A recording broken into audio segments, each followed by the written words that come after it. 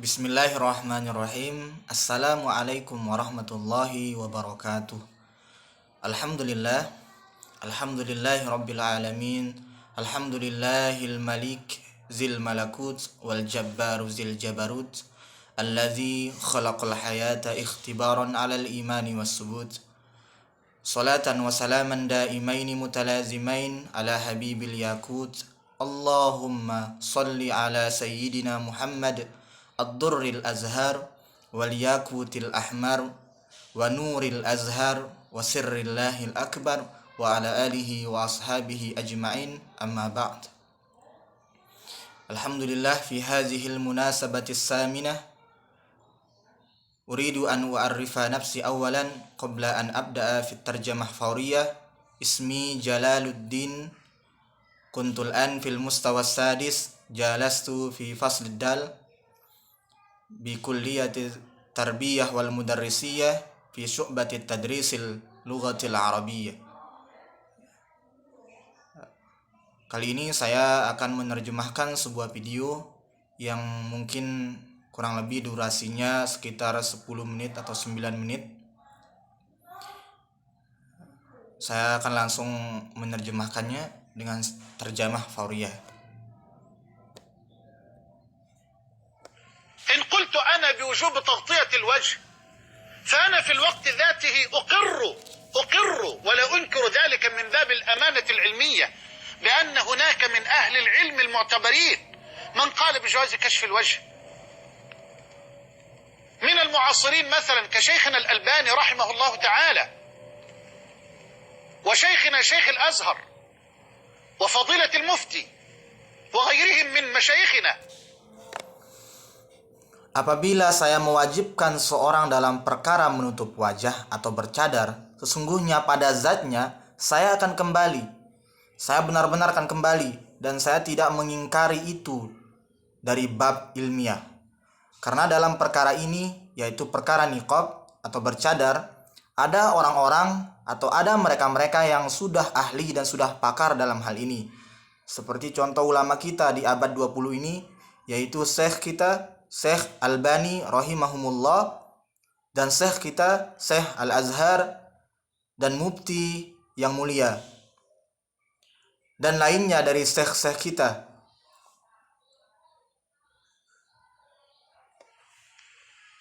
هل معنى أنني أخالف هؤلاء الأفاضل أو هؤلاء السادة أن أتطاول؟ لا والله، وإنما أبين الحق بدليله الذي أدين به لربي تبارك وتعالى. بل وأقول لقد اختلف الأئمة الأربعة، بل اختلف أصحاب المذاهب الأربعة في حكم تغطية الوجه. أرجو أن تراجعوا الليلة المجلد الخامس من كتاب الفقه على المذاهب الأربعة في طبعة دار الحديث صفحة رقم 45 و 46. طبعة دار الحديث في القاهرة صفحة رقم 45 46 في باب عورة المرأة. Apakah artinya saya berselisih pendapat dengan para ulama-ulama kita, dengan para ahli fikih atau dengan para tuan-tuan yang mulia, kemudian saya merasa diri paling hebat dari mereka? Tidak. Demi Allah tidak. Akan tetapi saya ingin menjelaskan yang hak, yang benar, kemudian menyertakan dalilnya yang telah Allah tetapkan. Sesungguhnya telah terjadi perbedaan pendapat pada seluruh ulama mazhab. Akan tetapi sesungguhnya telah terjadi perbedaan pendapat antara para ulama mazhab dalam hukum menutup muka atau bercadar. Saya berharap para hadirin untuk mengisi waktu di malam hari untuk kemudian membaca sebuah buku jilid kelima, yaitu kitab fikih ala mazahibil arba'ah, judulnya Mazahibil Arba'ah, yang dicetak oleh Darul Hadis, halaman 25 dan halaman 26, dicetak dan diterbitkan di Darul Hadis halaman 25 dan 26, dan diterbitkan Darul Hadis Kairo dalam bab Auratul Mar'ah. هذا كتاب الفقه على المذاهب الأربعة. ذكر الحنابلة والشافعية في إحدى الروايتين عنهم أن جميع بدن المرأة عورة ولا يجوز لها أن تكشف شيئا من بدنها. هذا قول الحنابلة ورواية من روايتين عن الشافعية، ذهبوا إلى أن جميع بدن المرأة عورة ولا يجوز لها أن تكشف شيئا من بدنها إلا لضرورة، ككشف طبي، كنظر الخاطب لمخطوبته، كالشهادة أمام القضاء. فجميع بدن المرأة عورة عند الحنابلة وعند الشافعية في رواية من الروايتين عنه. Dalam kitab ini adalah kitab fikih dalam 4 mazhab. Al-Hanabilah berkata, atau Imam Ahmad bin Hambal berkata, dan Imam Syafi'i dari 2 riwayat tentang cadar berkata bahwa sesungguhnya seluruh tubuh wanita atau mar'ah tidak boleh atau dilarang bagi seorang wanita membuka seluruh tubuhnya, membuka apapun dari bagian tubuhnya. Ini merupakan perkataan Imam Ahmad bin Hambal dan 1 riwayat dari 2 riwayat yang berasal dari Imam Syafi'i, bahwa sesungguhnya seluruh bagian tubuh wanita itu aurat dan tidak boleh atau dilarang untuk membuka tubuhnya kecuali karena perkara darurat, seperti dibuka ketika berobat atau pergi ke tempat pengobatan. Kemudian seperti melihat seseorang terhadap orang yang dilamarnya. Kemudian seperti kesaksian di dalam hakim atau kesaksian di depan hakim. Maka seluruh badan perempuan itu aurat menurut Al-Hanbali atau Hanabilah, Imam Ahmad bin Hambal, dan menurut Imam Syafi'i dalam 1 riwayat dari 2 riwayat tentang hukum aurat perempuan. ويرى الأحناف والمالكية وفي الرواية الأخرى عن الشافعية أن جميع بدن المرأة عورة إلا الوجه والكفين. هذا من باب العدل والإنصاف، يجب علينا أن نبين الحق. اذكر أقوال أهل العلم في المسألة وبين اختلاف أهل العلم في المسألة، ورجح أنت ما تراه مرجحا لديك بالدليل، ما دمت تحسن أن تتعامل مع الدليل ومراتب الدليل ومناطات الدليل إلى غير ذلك من الأحكام.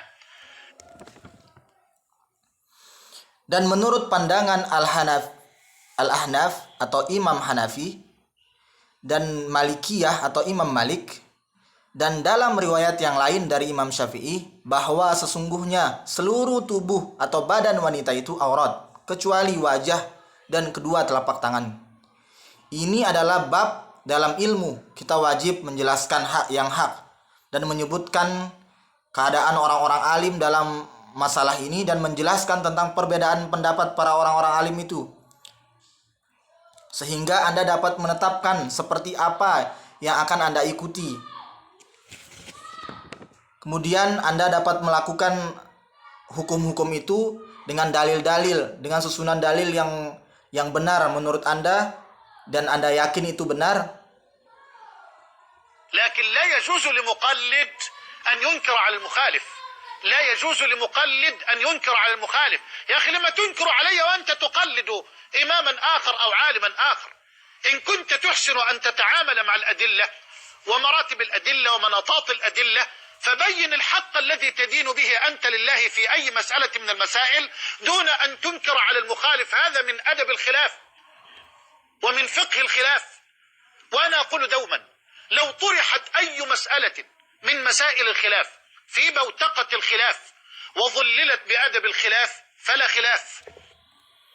Akan tetapi tidak boleh atau dilarang bagi orang yang mengikuti atau pengikut dari suatu mazhab itu mengingkari bahwa hal ini adalah perkara perbedaan pendapat para ulama, yakni Anda mengingkari sedangkan Anda mengikuti imam mazhab yang lain atau orang alim yang lain. Apabila Anda ingin menebar kebaikan dengan menetapkan dalil-dalil dan struktur-struktur dalil serta sumber-sumber dalil, maka Anda harus menjelaskan tentang yang hak dalam suatu perkara atau masalah itu dari berbagai macam masalah. Karena Allah Ta'ala tanpa Anda mengingkari atau ingkar terhadap orang-orang yang berbeda pendapat dengan Anda. Ini adalah adab dalam menyikapi perbedaan pendapat. Dan ini adalah fikih dalam menyikapi masalah perbedaan pendapat. Dan selalu saya katakan, jika menjelaskan tentang suatu masalah atau perkara dalam masalah khilaf atau perbedaan pendapat, dalam cakupan khilaf, kita harus menyikapinya dengan adab khilaf. Adab dalam menyikapi perbedaan pendapat. Bila hal itu kita lakukan, maka sesungguhnya tidak ada khilaf. فلقد اختلف الأنبياء ولقد اختلف العلماء والله لقد اختلف الأنبياء وداود وسليمان إذ يحكمان في الحرث إذ نفشت فيه غنم القوم وكنا لحكمهم شاهدين ففهمناها سليمان وكلا آتينا حكما وعلما. اختلف داود وسليمان في مسألتين، في مسألة الغنم وفي مسألة الذئب حين اعتدى على طفل لامرأة فأكله. اختلف نبي الله داود ونبي الله سليمان، وكان لكل واحد منهما قوله في المسألة، واختلف أصحاب النبي حين. Dan sesungguhnya para nabi juga berbeda pendapat. Dan sesungguhnya ulama-ulama juga berbeda pendapat. Demi Allah, sesungguhnya para nabi telah berbeda pendapat, yaitu antara Nabi Daud dan Nabi Sulaiman dalam dua masalah.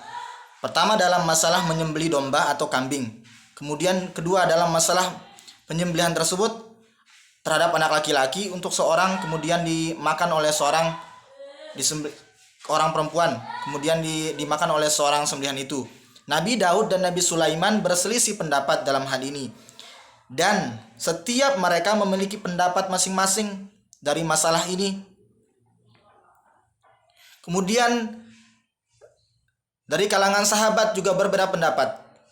أمرهم بالصلاة في بني قريظة وقال لا يصلين أحدكم العصر إلا في بني قريظة، فاختلف الصحابة إلى فريقين، فريق صلى في بني قريظة بعدما فات وقت الصلاة، وفريق صلى حين حان وقت الصلاة في الطريق. ولم ينكر النبي على فريق من الفريقين، بل جمع الفريقين معا في صف واحد وقاتل بهما بني قريظة. فلا حرج، أرجو أن تتربى أمتي الحبيبة على هذا الفهم وعلى هذا الفقه. لا حرج أن يختلف العلماء، لكن أرجو أن يظل الخلاف في بوتقة الخلاف مظللا بأدب الخلاف، بلا تطاول ولا إساءة ولا تجريح. اطرح ما عندك بالدليل بلا تشنج ولا انفعال ولا تطاول ولا إساءة أدب. Mereka para sahabat-sahabat Nabi juga berbeda pendapat ketika mereka diperintahkan oleh Nabi untuk sholat di Bani Quraidah. Dan Nabi berkata, hendaknya seseorang sholat asar di Bani Quraidah. Kemudian para sahabat berbeda pendapat dan menjadi dua kelompok. Kelompok pertama atau kelompok satu, mereka sholat di Bani Quraidah setelah lewat waktu sholat. Dan satu lagi dari kelompok itu atau kelompok kedua, itu mereka sholat di Bani Quraidah ketika sedang dalam waktu sholat di dalam perjalanan. Dan Nabi SAW tidak pernah mengingkari adanya perbedaan pendapat dari para sahabat. Kemudian sahabat itu berpecah menjadi dua kelompok. Akan tetapi Nabi menyatukan mereka, para sahabat itu dalam satu shaf. Dan Nabi memelihara dan menjaga Bani Quraidah. Dan tidak ada yang salah dalam masalah ini, dalam masalah perbedaan pendapat. Lihatlah, saya berharap umat ini menjadi terdidik dengan peristiwa ini. Tidak ada yang salah dalam perbedaan pendapat para ulama, akan tetapi kita harus menyikapi masalah khilafiyah dalam lingkup khilaf, dalam lingkup koridor khilaf, dan memegang teguh prinsip dan adab dalam menyikapi perkara khilaf tanpa ada saling menyalahkan, merasa paling tepat, tanpa ada saling melukai satu sama lain, tanpa ada kebencian, tanpa ada kekerasan, tanpa ada emosi, tanpa ada sombong dan congkak, dan tanpa kehilangan adab. خالفتني وإن خالفتك فلا تسفه قولي ولا ينبغي لي أن أسفه قولك ما دام الخلاف بيننا في مسألة من مسائل الأحكام، فالخلاف حينئذ خلاف معتبر. يقول apabila Anda berselisih pendapat dengan saya, dan apabila saya berselisih pendapat dengan Anda, maka jangan tanyakan pendapat saya dan jangan salahkan pendapat saya. Dan tidak seharusnya saya menyalahkan pendapat Anda atau pendapat Anda dalam perbedaan pendapat itu. Selagi kami memiliki perbedaan pendapat dan selagi kami memiliki dalil masing-masing dalam perkara hukum, itu hal yang biasa dan tidak ada masalah. Dan adapun khilaf itu kadangkala khilaf memberi ibrah atau mendatangkan manfaat. شيخ الإسلام ابن تيمية الاختلاف في مسائل الأحكام أكثر من أن ينضبط ولو كان كلما اختلف مسلمان في شيء من مسائل الأحكام تهاجرا لم يبق بين المسلمين عصمة ولا أخوة. أقول يرى الأحناف والمالكية والشافعية في الرواية الأخرى عنهم أن جميع بدن المرأة عورة إلا الوجه والكفين. اسمع والله تخلي بالك، والله بأمانة وتجرد. قالوا هؤلاء الأئمة الذين يقولون بجواز كشف الوجه واليدين للمرأة قالوا يجوز للمرأة أن تكشف وجهها وكفيها. اسمع بنفس الكلمات الثلاث اللي هقولها بالضبط وبالحرف. قالوا بشرط أمن الفتنة. Syekhul Islam Ibnu Taimiyah berkata, perbedaan pendapat dalam masalah atau perkara-perkara hukum kebanyakan dari itu telah diteliti atau telah selesai. Meskipun bila ada dua orang muslim saling berselisih pendapat atau berbeda pendapat dalam suatu hukum atau masalah, kemudian hubungannya terdapat jarak, akan tetapi di antara sesama muslim tidak terjadi hal-hal buruk seperti saling menjatuhkan, saling memusuhi, atau saling memutus ukhuwah Islamiyah. Saya berkata, dan saya katakan, menurut Imam Hanafi dan Imam Malik dan Imam Syafi'i dalam riwayat yang lain tentang perkara bercadar atau menutup muka, bahwa sesungguhnya seluruh tubuh wanita adalah aurat kecuali wajah dan kedua telapak tangan. Dengarkan ini, dengarkan dengan penuh kesadaran. Demi Allah, dengarkan ini dengan amanah. Mereka, para ulama, membolehkan membuka wajah dan telapak tangan. Mereka berkata, boleh bagi wanita membuka wajah dan kedua telapak tangannya dengan syarat aman dari fitnah. والله ده كلام الأئمة الذين قالوا بجواز كشف الوجه قالوا بشرط أمن الفتنة. أحدد لك أكتر الكلام ده هو أول كلمات في السطر السادس في صفحة رقم 46 في كتاب الفقه على المذاهب الأربعة المجلد الخامس طبع دار الحديث القاهرة. عاوز حاجة أكتر من كده؟ الثلاث كلمات دول تراجعهم. أول 3 كلمات في السطر السادس على اليمين بشرط أمن الفتنة. Demi Allah, telah berkata para ulama yang membolehkan membuka wajah dan kedua telapak tangan. Mereka berkata dengan syarat aman dari fitnah. Saya tegaskan bahwa perkataan ini letaknya terletak pada awal kalimat atau pada baris ke-6 dan sebelah kanan dan halaman 26 di dalam kitab fikih Mazahibil Arba'ah. Saya ulang, bahwa perkataan ini terdapat pada awal kalimat atau baris ke-6 sebelah kanan pada halaman 26 di dalam kitab fikih Mazahibil Arba'ah jilid ke-5 dicetak oleh percetakan Darul Hadis Kairo. Kalimat ini saya ulang lagi, letaknya sebelah kanan di baris ke-6, di sana tertulis dengan syarat aman dari fitnah. أنا أسألكم هل تؤمن الفتنة في زماننا؟ هل تؤمن الفتنة؟ والله لا أعلم زمانا انتشرت فيه الفتن، فتن الشهوات وفتن الشبهات كزمن الإنترنت والفضائيات. يا أخي اتق الله، وأنت يا أختاه اتق الله. هذا حكم ربنا وهذا حكم نبينا صلى الله عليه وآله وسلم. هذا ما أدين به لله جل وعلا في هذه القضية.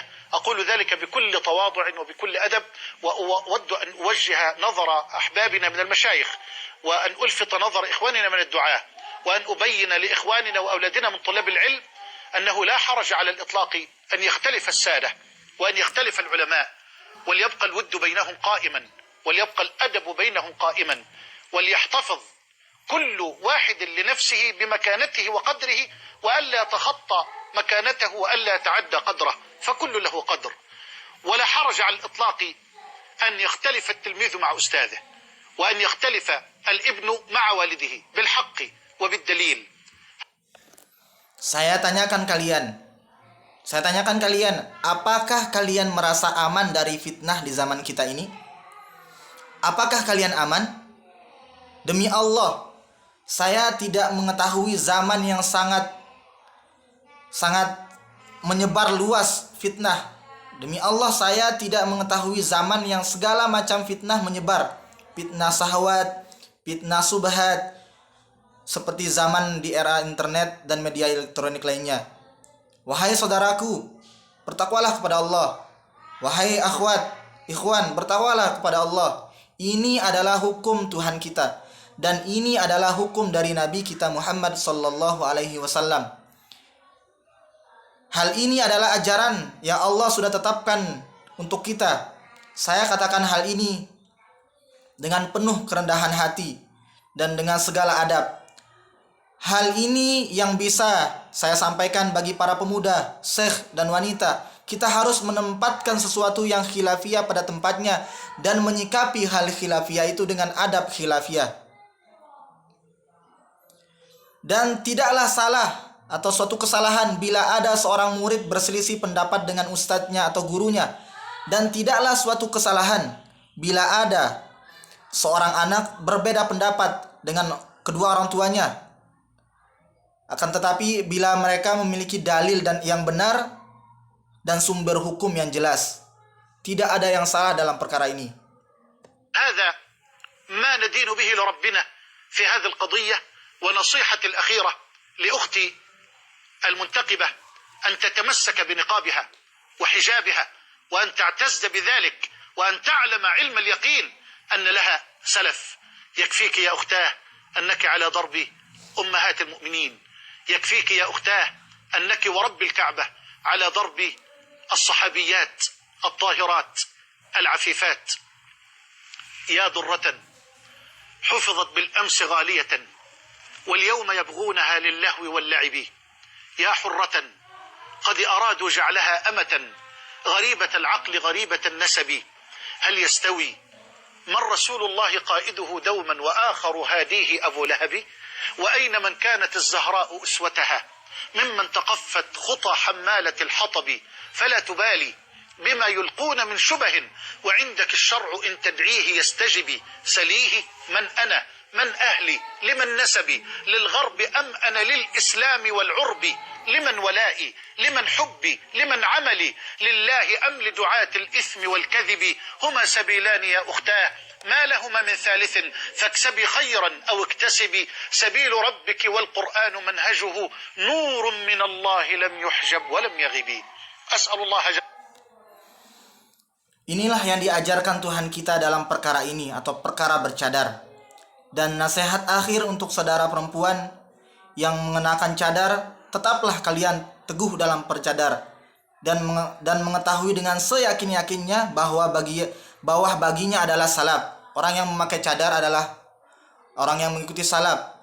Cukuplah wanita-wanita atau perempuan, kalian yakin bahwa kalian itu yang memakai cadar adalah orang yang mengikuti ummahatil mukminin. Cukuplah wahai perempuan yang menggunakan cadar bahwa kalian adalah pengikut sahabiyat yang suci, yang menjauhkan diri dari dosa. Kemudian beliau mengucapkan atau melantunkan sebuah syair yang indah seperti yang kita dengarkan tadi.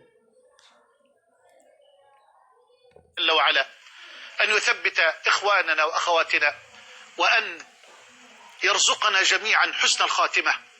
اللهم ارزقنا وعلماءنا ومشايخنا حسن الخاتمة. اللهم أرنا الحق حقا وارزقنا اتباعه، وأرنا الباطل باطلا وارزقنا اجتنابه. اللهم لا تخرجنا أبدا من مقام الأدب حتى نلقاك، وعلمنا وفهمنا وبصرنا بالحق وثبتنا عليه وأعنا عليه يا أرحم الراحمين.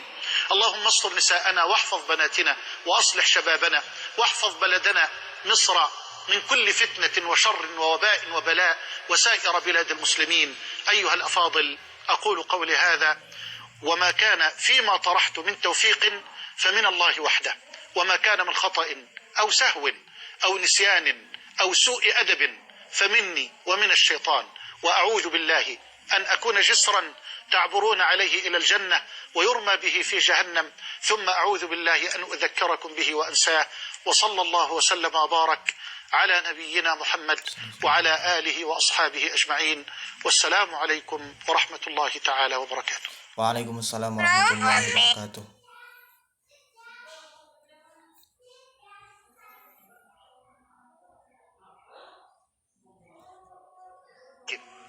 إن قلت أنا بوجوب تغطية الوجه. Kemudian ditutup oleh beliau dengan doa, saya memohon kepada Allah yang Maha Agung dan Maha Tinggi agar menetapkan ikhwan dan akhwat kita dalam iman dan Islam, dan saya memohon kepada Allah semoga kita dikaruniai husnul khatimah, mati dalam keadaan yang baik. Ya Allah, karuniakanlah kepada kami, ulama kami, syekh-syekh kami, husnul khatimah, mati yang baik. Ya Allah, tunjukkan kepada kami yang hak dan karuniakan kami untuk mengikutinya. Ya Allah, tunjukkan kepada kami kebatilan dan karuniakan kepada kami untuk menjauhinya. Ya Allah, jangan Engkau keluarkan dari kami seorang pun dari makom atau kedudukan adab hingga kami mencapainya. Dan ajarkan kepada kami, pahamkan kepada kami, dan perlihatkan kepada kami dengan hak, dengan kebenaran, dan tetapkan kita dalam kebaikan, dan tolonglah kita dalam kebaikan, wahai Zat yang Maha Pengasih lagi Maha Penyayang.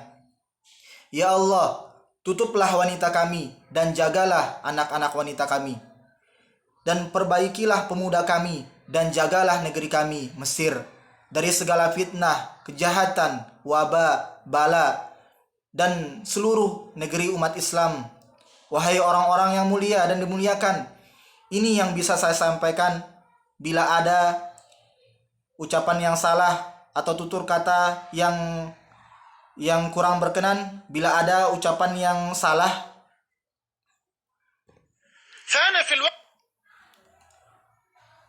wahai orang-orang yang mulia dan dimuliakan, ini yang bisa saya sampaikan. Bila apa yang saya ucapkan dan utarakan itu terdapat taufik, itu semua dari Allah. Sebaliknya, bila ada salah, keliru, lupa, atau tidak beradab dalam menyampaikan hal ini, itu semuanya datang dari saya dan syaitan.